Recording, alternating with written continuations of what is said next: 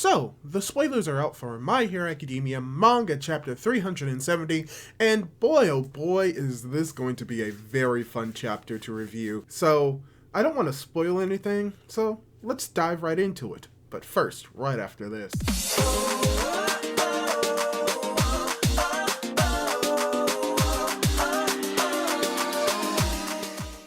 Hey guys, how's it going? It is your boy Manga Drew, and I'm here to cover the spoilers for My Hero Academia Manga Chapter 370 titled History, with the HIS capitalized as in his story, Yeah, pretty much this chapter is really tackling the ideas of what happened with Spinner as we get more information about what's going on in the world of My Hero Academia when it comes to quirk mutations and the racism or prejudices or discrimination that many people with heteromorphic quirks had in the world. Yeah, pretty much that's what this chapter is, as well as a very fun shoji moment at the end, and we'll be getting to that very shortly. So let's just dive into the spoilers and see what's going on in this chapter. So, the chapter begins with a flashback from Spinner's hometown. People are throwing stones at him, saying that he's a disgrace to their town and that mutants will never be accepted, no matter how much the time changes. The flashback ends with him facing the ocean. So for starters, this is the first time we're getting a little bit more in-depth into Spinner's backstory, and that he was at the very least discriminated against in his hometown for the fact that he was a mutant, which is something that we could have assumed from the first flashback that we saw with Spinner if you read the manga.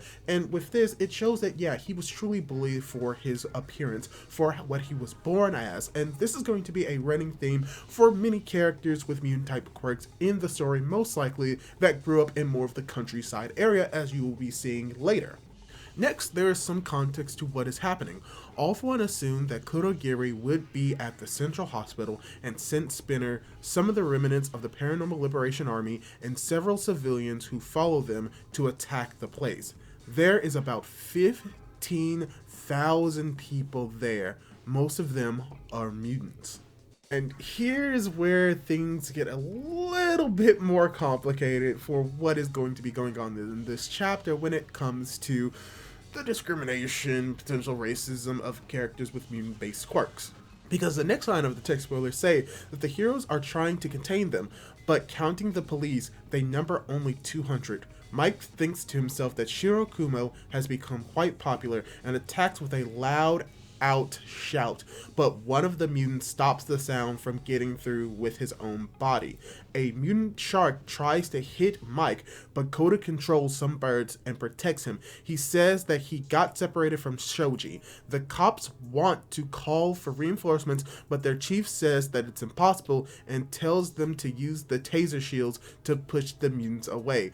Several mutants have gathered around Rocklock and tells him to stop, but they have furious expressions. They say that people with human appearances will never understand what they are feeling. They have Spinner flags and t-shirts. So there's a fair amount that we need to unpack here. First of all, they're saying that a character named Rocklock will never understand the plights of people who have like mutations on their body. I must remind you that Rocklock is an African American man in Japan. You see where this idea gets very murky when you dive into it a little bit more and really shows how messed up the world of My Hero Academia is? And what makes it even worse is that we are seeing that these characters, these heteromorphs, are actively attacking other civilians, or specifically attacking Coda and calling him a traitor just because he's not working alongside them. Which, that's a whole nother can of worms that I can't really get into the spoiler discussion when it comes to the spoilers for this week, but we will be talking about this because this is something important.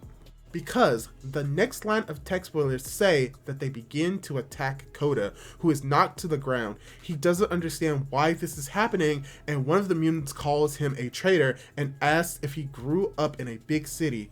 We then see that one of the Paranormal Liberation Front generals is giving a speech on top of a building. He says that quirk counseling is useless and that they directly deal with the consequences. He mentions Incident 66 and the Great Purge of Jeddah as examples of mutant groups being exterminated by people who simply said that they were gross. And while it looks like they have improved, with Nezu and other mutants occupying positions of power or walking freely on the streets, they just make pretend. Non-mutants are still the majority And the education system does not teach proper acceptance of differences.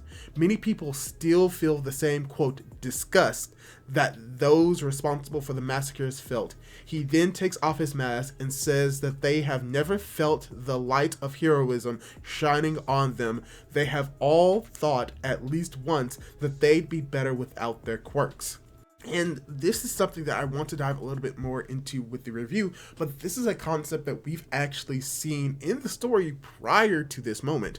And what's interesting about this is how it's shining light on the hero society and how even though things seem to be improving, it still hasn't improved enough to satisfy those who have mutant-based quirks. And how even before the war started, we could see that this is most likely the truth, as we have seen people who still felt disgust for people who have heteromorphic quirks. So there's a lot that we can really dive into, but I really want to dive into this at a later date because there's just so much in this chapter, and we've only gone through half of the spoilers right now. So let's get into the other half. Because with the next line of text spoilers, we have the individual saying that mutants don't recognize the heroes as their saviors. The one who will guide society to a better path is Spinner. As he says this, we begin to see the Spinner flags and several mutants cheering for him, saying that they will lead the way and that he must win. But Spinner doesn't even understand what they are talking about. All that's going through his head are keywords like all for one and power. He then prepares to attack two cops, but Shoji appears and attacks him with an octo brawl. The mutants immediately advance on him, calling him a traitor and saying that they'll kill him.